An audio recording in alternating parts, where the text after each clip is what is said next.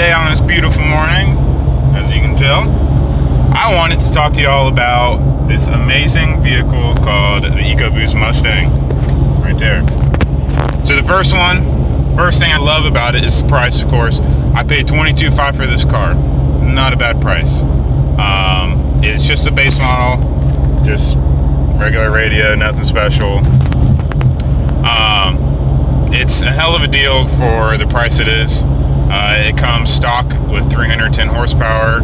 I think it's like 320 pounds of torque. Not too bad for $22,000. One of the best deals I think you can get right now for what it is. The second thing about it is how many aftermarket parts there are for it. Because I was looking at a V6 before this, and there wasn't very many things you could do to it. Maybe exhaust, intake, and that's about it. But if you look at the Ecoboost Mustangs, you can get tuners, exhaust, bigger turbo, I mean intercooler, new intake or throttle body. I mean, all that right there can easily add up to a good 50, 60, maybe even 70 horsepower, depending on tuning and other stuff and the conditions outside. I mean, sky's the limits for this car. Everyone's like, oh, you put a 4-cylinder Mustang, it's supposed to be V8, blah, blah, blah. But honestly, I think it's better than the V6. And I mean, if you put a little bit of work into it, $2 or $3 grand, probably keep up with any 5.0 Mustang out there. That's stock, of course. It's $8,000 to $9,000 cheaper than a 5.0. It's a no-brainer to get it. And then you put a couple grand into it, and you're still at 25, maybe 26, depending on what you go with. And you can keep up with the 5.0 and maybe even beat them in a quarter mile. I mean, as you can tell in the beginning of this clip, it's not a slow car. I mean, granted, I have intake, exhaust, and SCT tuning with Unleashed Tunes by Tory. I got it on the 93 octane tune, and supposedly it's supposed to, at peak curve gain, 60 horsepower and 120 pounds of torque. So I'm guessing a good average of an extra 30 horsepower and maybe 60, 70 at possibly an extra 80 pounds of torque. And I can't show you right now because I'm moving, but my 0 to 60, 5.3 seconds, couldn't keep traction for the first maybe 30, 40 feet. So if I had good traction on a drag strip or something, possibly 5 seconds, and quarter mile was 13 seconds. Not too bad for a 4-cylinder car that weighs 3,200, 3,300 pounds. I love this car. Definitely, as right now, I daily drive it, which I guess if you don't do anything else in your life besides drive to work and just drive around town, yeah, whatever. You can drive it anytime you want. But as me, I kind of need a truck. Can't really keep this car too much longer. I have my own detailing business, and I definitely need a truck to haul around all my detailing stuff, and possibly a trailer here soon. And I would not want to hook a trailer to the back of this thing. Granted, it could probably haul it easily, but stopping it and just on the suspension, not very good. The third thing I like about it is the way it looks. I love the way the last generation of the Mustang looks, but this one, it looks a little more exotic. It doesn't look cheap when you see it going down the road. If you take a glance at it, or if someone that doesn't really know cars takes a glance at it, think, man, it's a good looking car. I mean, they may even think it's a supercar. So it definitely looks good. It's got nice curves. I think it looks one of the best looking Mustangs ever made, and personally I think so. I had wheels and tires on this before. I have the stock ones on now. I need to get new tires for the rears. But if you do a little work to it, lower it a little bit, put a little more horsepower into it, and take it to any car show and it'll look good. Everyone will start looking at it. So those are mainly the three things I like about it. Now, the things I don't like about it, definitely the way it sounds. It sounds good at lower RPMs, maybe around 2,000, 2,500 RPMs. It's a little deeper, got a little bit of a roar, nothing like a 5.0, of course. But once you start getting up higher, 3,000 or 4,000 RPMs, it kind of starts sounding like an old Honda Civic, one of those eBay exhausts. so I try not to rev it up that much, especially around town.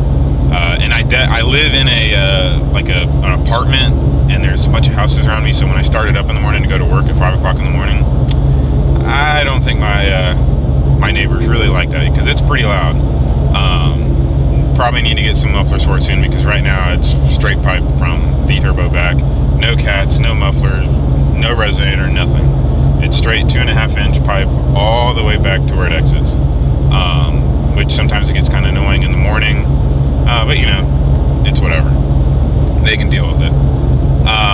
The second thing I don't like about it is, I said it looks good, but it's kind of cheaply made. Like these windows right here, when they're rolled down, since there's no support right here, you can literally move it like an inch and a half. And like if you're getting out of the car and you hit that with your elbow or whatever you hit it with, I feel like it might break or something. I mean, it's so flimsy, there's nothing there holding it. Look at this nice GT right there. I definitely like that body style for sure. But it's kind of cheaply made. Like I like the interior on the steering wheel.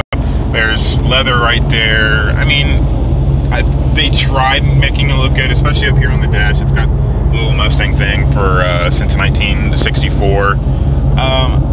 That all looks good. One of the main things I don't like about it is it has this display right here, but you can't see how fast you're going. It didn't have the digital display. All you have is a speedometer, and whenever I never go over 100, of course, but once you get higher and you're kind of concentrating on driving, you're not really looking down. It'd be nice to have a digital readout of how fast you're going. That way you can take a quick glance at it and look. But all it has is just a regular speedometer. I really wish they would have the digital, but I mean, it does have air to fuel ratio, your boost, your cylinder head temp, your inlet air temp, oil pressure, oil temp, trans oil temp, voltage, how far you have till empty, and then your tire pressure sensors. It's got all that, which it's nice, I say, but the SCT tuner, you can do that anyway. I mean, it also got your trip and fuel, how much fuel you're using, your average miles per gallon. It's got your track apps to see how fast 0 to 60, 0 to 1,000, 60 to 0, 60s, or 100 to 0. It's got all that's cool and all, but I feel like that should come with any regular, I guess you could say, sports car nowadays, in the Camaros, Challengers, whatever. I feel like it's nothing special. Which, like I said, I paid $22 for it, so I can't think of a whole lot. I know if I would have got like the performance package or something like that, of course, there'd probably be better, what I want to call it, better accessories to it. But I mean, it's a decent car. And I mean, another thing I like about it is on the key fob, I can literally leave it in my pocket all day long. It's on the door handles. You can, when you grab the door handles, it'll lock, unlock for you, as long as like the key fob's like about 3 feet away, I figured out. So really, you never have to take the keys out of your pocket. You put them in there morning, leave them in there all night, all day long, and you're fine. That, and if you look under the hood of these cars, literally there are so much room for anything down there. I mean, granted, you wouldn't do a twin turbo on a 4-cylinder, but you could. There's enough room down there to do that. And if you look at the V6 5.0s, there's not that much room. So you could definitely put a bigger turbo on here. I know you can look up all kinds of YouTube videos of Ecoboost Mustangs making 500 horsepower, maybe even 600 horsepower. Granted, I think I'm around 320 right now to the rear wheels. So not too bad. And another thing I like about it is I think their Ecoboost Mustangs are like 3,200 pounds, and I think the 5.0s are 3,500 pounds. So even though I'm not making as much as a 5.0 right now, I feel like I could keep up with the stock one just because the car weighs 300 pounds less. So 300 pounds is a lot. I think they say every I want to say 100 pounds is like a tenth of a second off a quarter mile or something like that. I'm not really sure. But I mean, all in all, for $22,000, I don't think you could get anything better than this, because I know like the Ford Focus, like the STs and RS, I think they're even up there with the 5.0s. I think they're upwards to $30,000, $35,000. Depending on where you're located, it may be a little different. But I really think this is the best sports car you can get for your money. Once you put a little money into it, it's definitely a good car. I feel like it is. Granted, I wish I would have gotten the 5.0, but I was kind of on a budget and I wanted to get better fuel mileage because I drive 120 miles a day. Well, not a day, but every third day. So I couldn't do that. I needed the good fuel mileage, but I also wanted a good-looking car, kind of a sporty car to drive around. But all in all, great car. I love it. Like I said, I don't think I'm going to keep it for much longer just because I can't daily drive it. It's a pain trying to fit everything in there for my detailing, and I need a truck, and hopefully one day maybe I can own a truck and maybe a car at some point. So I love this car. Wish I could keep it, but I can't. Out of 5 stars, I'd give it 3.5. Some things they can fix, some things they can make better, but all in all, for $22,000, who can complain? So, and I know you can probably find used ones with 30-40,000 miles for maybe 19 or 20, and that's still a good deal. I haven't heard anything bad about the Ecoboost. I mean, especially like in the F-150s, they have the 3.5s and now the 2.7s. Great motors. I mean, great technology by Ford with the twin turbo, and then of course the turbo on the 4-cylinder. And like I said, I haven't heard anything bad about it yet. Granted, these have only been out for 3 years, so not too many of them probably have high mileage on them yet. So a couple years down the line, maybe that's when you'll start seeing all the problems come up. But like I said, $22,000, amazing price, amazing car. Like I could go on all day about this thing, but I can't, and I can't complain about it. Like I said, I can just keep rambling on about it, but I love it. I wish I could keep it, but I can't. Like I said, 3.5 out of 5 stars. Maybe fix the interior a little bit, make it a little nicer, and that's about it. So I hope y'all like this video. If you could please subscribe. I'm going to keep trying to come out with some awesome videos for y'all, and I hope y'all have a great day. Please like, subscribe, comment, and let me know what y'all want to see. Thank y'all. Y'all have an amazing day. See ya. I forgot to mention was the Ford Sync, like the radio, Bluetooth. You can connect to your phone automatically right when the car turns on. It connects to your phone. You can see your text. You can't like read the text message through your little screen, but it'll show you that you have a text message, who it's from, and it can download your contacts onto it, and it'll show either the number that's calling you, if it's a random number, or whatever name you have in your phone. Like say you're dad, say you have it in your phone as dad, it will pop up and say dad calling. And pretty much with any other Bluetooth vehicle, you can talk to them hands-free and everything like that. That's one other thing I do like about it. That's about it. I forgot to mention that.